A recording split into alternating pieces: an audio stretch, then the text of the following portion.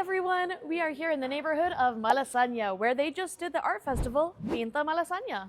There were like over 100 artists, right? I think. We'll confirm the actual numbers on that, but we're gonna talk about some of the pieces that inspired us the most and also give a little history as to the importance behind them.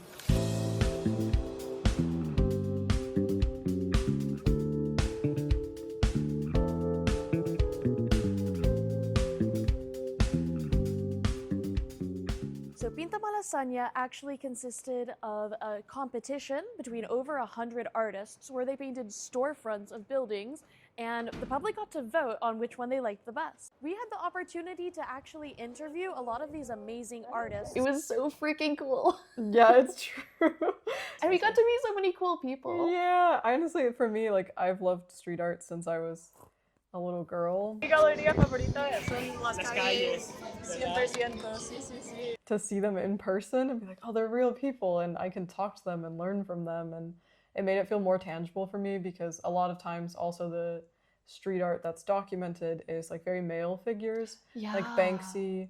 And so to see a female stencil artist for me was almost like meeting a celebrity. There were so many female artists there. There were the younger women from the university because the university was doing their own part of it. Yes.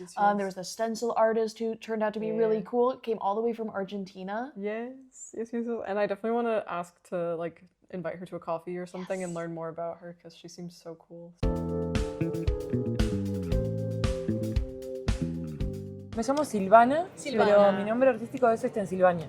Sí, hay muchas formas de pintar, ¿no? Muchas técnicas. Me gusta con otros colegas porque, bueno, a ver cómo uno, no sé, de cómo, qué latas usa, qué pintura, cómo hace diferentes trazos, cómo resuelve los fondos, si usa tipografía, qué personajes usa, qué significan. Todo eso es como un alimento al saber, al alma, que está buenísimo, la verdad. Ay, qué bonito. Okay, a really big game changer in public art was when people started using stencils. It would let you do really complicated designs really quickly in a way that a normal spray can wouldn't, which is how amazing artists like the one we interviewed were able to do pieces like these, and they could reuse them, putting them all over the city and leaving their mark. The fact is, like, she makes all of her stencils. It's like she does the art twice because she cuts up the stencils and designs the stencils first and then spray paints on top of that. Yeah, I also was super shocked that the stencils are reusable because I always thought that it was like you spray once because it's paper and then the paint ruins it. But I guess she said if you fold it carefully, you can use it again, which is good to know.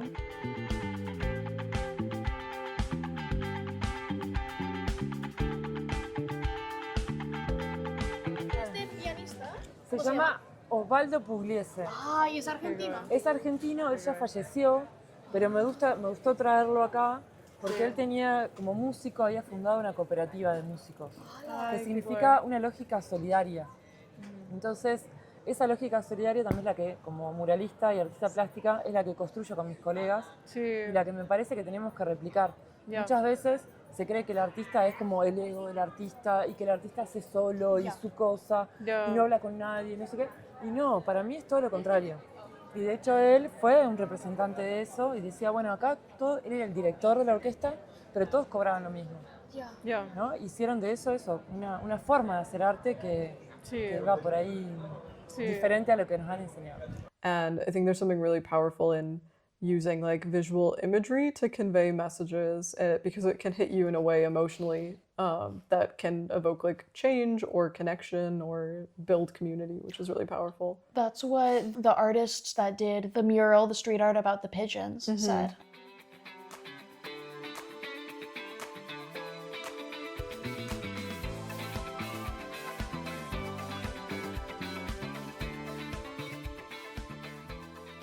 Que a mí más me mueve del arte urbano es que el arte mueva emociones en la gente y cambie la percepción de la vida y de las cosas, ¿no? Y que tú veas algo que te haga cambiar tu forma de pensar sobre alguna cosa que te mueva dentro yo creo que el arte tiene ese poder transformador y que esté en la calle y que tanta gente pueda verlo, me parece súper importante para no poner cualquier mensaje. ¿Sabes? Como no podemos utilizar esto para decir cualquier cosa. Sí. Tiene que ser algo que nos mueva, que nos aporte, que sea intenso. He was like, yeah, I mean, art, it can't just be anything. You can't just put up anything. It has to come from a deep place. It has to come from something in your soul. I have had my doubts with that as well, which I think is one of the good things about art, is being able to doubt and question, because I think there's also something to be said about playfulness, and a lot of times I think what I love about graffiti is they're just almost like random little cartoon characters that spring up and make my day more fun. So like I really like to, when I walk around, take note of the characters or the tags that I see around, and lately I've been seeing one that's like a smiley face with little stick arms. Oh, I think and I've he's just seen running that, around. Yeah, and I'm like, I don't know what he means, but he makes me feel like I'm having fun and like I'm a child again. And I think there's something, maybe that is something deep. Maybe play is a deep thing. So there's room for like deep messages, but there's also room for whimsy. Yeah. Or this sense of being a child and it not being that serious. Yeah, for sure. It's amazing that cities come together and put on these kind of huge artistic events like Pinta Malasaña, where they actually like not only got all these businesses to participate, I think this is like their 11th year doing it. Yeah. They also got all these different artists to participate, and they gave them a prize. And like people went around and like they had little papers up, little flyers with their artist name and the numbers. Yeah. And like you remember, we could go and vote for which artist we wanted to win. It was hard to pick. It was so hard to pick. They were all so cool. Yeah. And then like you get a prize. And so like this is a community that is invested in art and invested in the art community. I know you read more of the articles about the winning pieces from the festival. If you want to describe them a bit, that would be great. So the winning piece was all about gentrification, which is basically this idea that in big cities, there can be a neighborhood where there's a lot of like working class people. It develops its own culture, its own identity, but then it becomes really popular to tourists. And then the rich people, the tourists, the Airbnbs, they come in, they take over and force kind of the local people out. So the winning piece was about like, oh, there's no more houses for the local people. It's all gentrification. It's all tourism. Yeah, I think something that's really interesting is when we started this channel and started interviewing artists, we had an idea of focusing a lot on the cities or the locations we would go to, and focusing on like the specific styles or the unique things that made that city that city.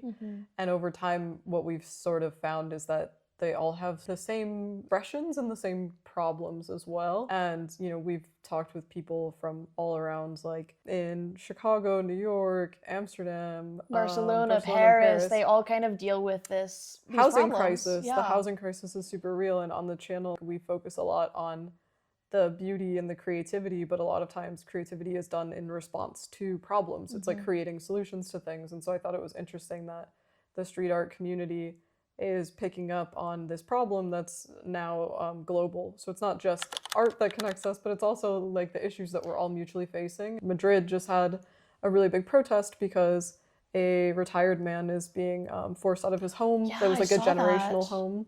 Yeah, and it was really beautiful to see how the streets just filled with people to try and support him and try and push back the eviction from the housing things. And this community has formed in solidarity to defend him. Yeah. Most of the artists we talked to at Pinta Malasaña talked about community, talked about how art and social justice can bring us together. Yes. Y si podías transmitir cualquier mensaje o cambiar una perspectiva que hay hoy en día, ¿qué sería? Que todos formamos parte de lo mismo, todos somos uno. Sí. Que la ciudad se vive como muy hostil, la gente se siente muy separada, muy aislada, pero en realidad somos muchos en un solo lugar y si todos pudiéramos tener este sentimiento, ese pensamiento de unidad, de que todos formamos parte de una sola cosa, de lo mismo, de la misma conciencia, por favor, ese es mi mensaje, por favor, todos somos uno. Sí, es cierto. Nos quieren separados y separados no somos nada. Es cierto. Pero unidos podemos hacer lo que sea, ese es mi mensaje. Ay.